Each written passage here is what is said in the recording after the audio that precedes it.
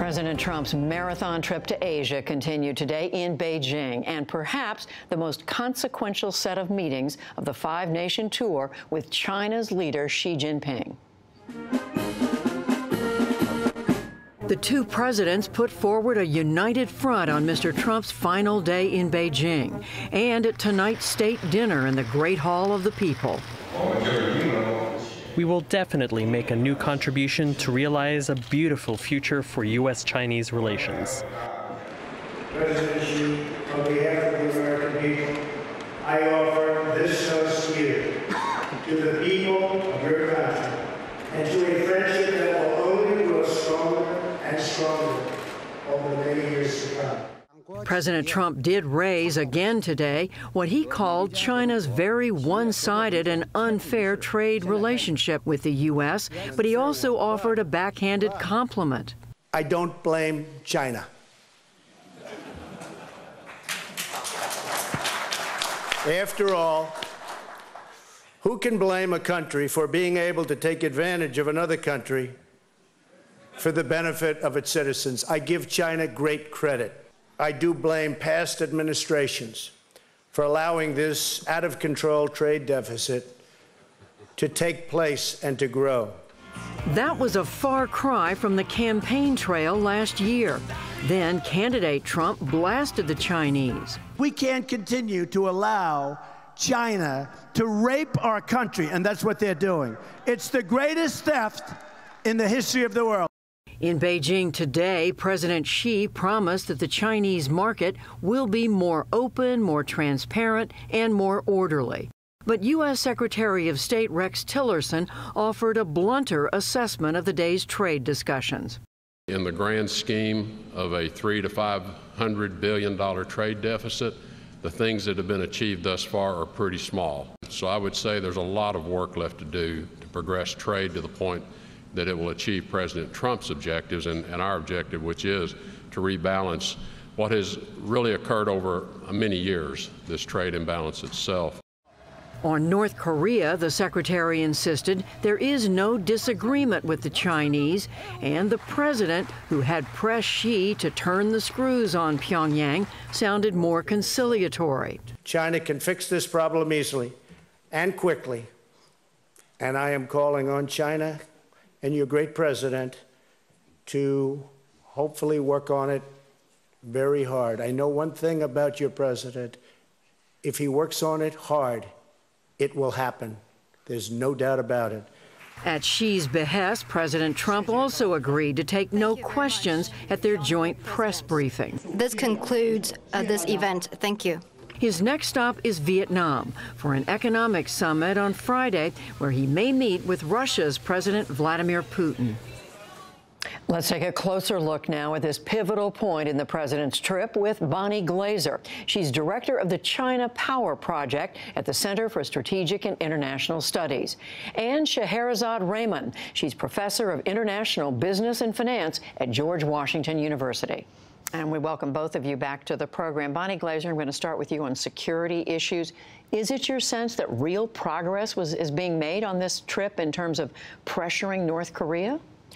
Well, the U.S. and China are very much in lockstep on the end goal. That is getting North Korea to get rid of its nuclear weapons. And for the first time, Beijing agreed to what has been called CVID, complete, verifiable, irreversible disarmament. But the question, of course, is how we get there. And I think that the U.S. and China continue to disagree to some extent on strategy. The two sides did talk about implementing the UN Security Council resolutions. Xi Jinping apparently shared some bank accounts that have been shut down. They also talked about their assessments of whether or not these sanctions are having an impact. And Xi Jinping told President Trump, we have to wait a little bit. We have to see that it really begins to inflict pain on North Korea. So if you add whatever China's saying right now it's prepared to do with what it's done until now, is there significant movement on their part? In this particular visit, I don't think there was really new movement, just new rhetoric. I think behind the scenes that President Trump asked China to stop or cut back on its crude oil shipments to North Korea, and it has not done that. Perhaps when Kim Jong-un takes another step that's very provocative, then maybe we'll see China step up and cut off or cut back on those crude oil shipments. And what's their hesitation to do that? Why? Well, I think that the Chinese are quite concerned about potential instability in North Korea. They don't want to see that regime collapse.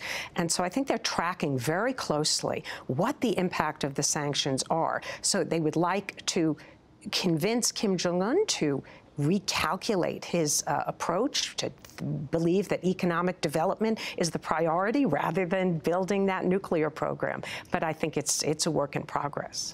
Separately, China's aggressive moves itself in the South China Sea. Did you hear anything? Are you seeing anything out of this trip, out of these meetings, that lead you to believe there's some progress made with that? I don't think so. Secretary Tillerson did say in his press briefing that it was discussed, the South China Sea and China's island buildings with the Chinese. That is positive in itself, because I think many countries were worried that President Trump just wasn't going to raise it at all, because they thought the trip would all be about North Korean economic issues. So that's reassuring.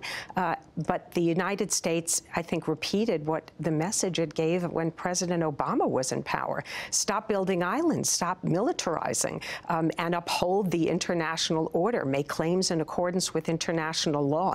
Very good messages, but I think that the Chinese have their own agenda in the South China Sea. So pretty much consistent with the last administration, is what you're saying?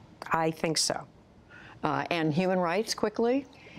Human rights, I see no evidence that it was raised. Secretary Tillerson says that there was some discussion. I don't know at what level. But I think what everybody was hoping for was that Liu Xiaobo, the dissident who died earlier this year, who won the Nobel Peace Prize in 2010, his wife, people were hoping that the United States would work behind the scenes to get her out, and it doesn't look like that happened. So let's turn to the other big topic, Scheherazade Rehman, and of course that's trade policy.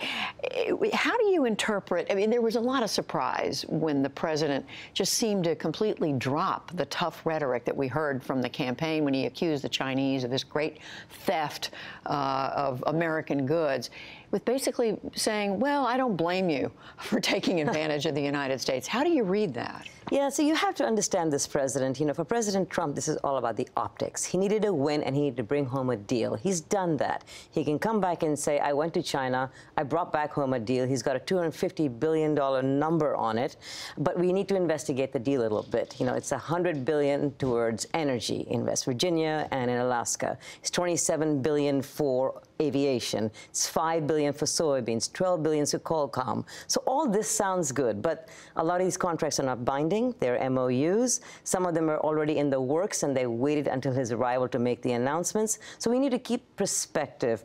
The one piece that was not discussed, which I believe could have been a wonderful, tangible deliverable, is intellectual property theft. $600 billion is stolen every year, and most of it coming from China.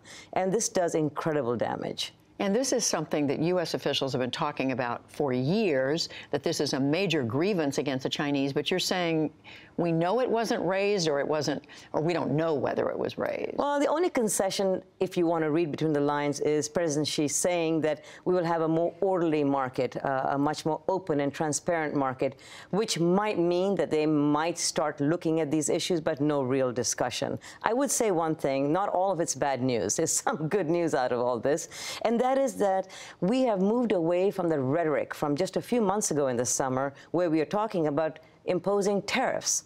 15% tariffs on China on automobiles, steel, household goods, 7% on Mexico, and that would have been a huge drag on the U.S. economy. So what happened? Why did the administration back off? I believe that President Trump believed that his personal power could sway the deal enough that he can announce a deal. I don't think a lot of the trade analytics were something that they were looked at. I think this is more about coming intact, saying that we have a deal, and then deal with all the details later. But the details of this deal are going to take decades to sort out. So if you sum it all up, Scheherazade, and you look at, okay, does the U.S.-China trade picture, does it change? Does it shift at all in the Trump administration with President Xi? I think it's going to be slow and long, hard work. Probably mainly through the WTO in terms of holding China's World Trade feet. Organization. Yes, the World Trade Organization, holding China's feet to the fire about, tariffs, about trade, about taxes, about financial reform, things that they have been slow in doing.